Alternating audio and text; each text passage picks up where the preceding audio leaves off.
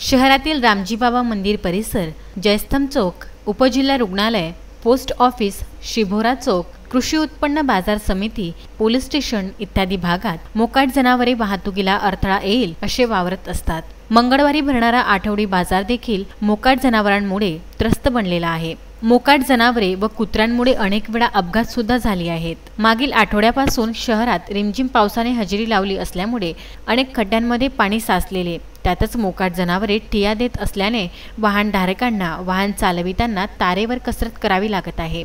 पावसामुळे मोकळ्या जागेवर पाणी व चिखल साचल्याने ही मोकाट जनावरे कोरडी जागा पाहून भर रस्त्यात ठिया मांडत आहेत। अमरावती मोर्शी या राज्य मार्गावर मोर्शी शहरातील अनेक शासकीय कार्यालय, बँक, शाळा रस्त्यावर असल्यामुळे वाहनांची सतत वर्दळ असते। जवळपास या सर्वच रस्त्यावर कुठे ना कुठे मोकाट जनावरे रस्त्याच्या मधोमध ठाण मांडून बसलेले पाहावयास मिळते। बस स्थानक परिसरात आदी भागातील वर्दळीच्या ठिकाणी मोकाट जनावरे वाहतुकीला अडथळा निर्माण करीत आहे। तरी मोर्शी नगरपालिकेने मोकाट जनावरांचा बंदोबस्त करावा अशी मागणी मोर्शीकर करीत आहेत।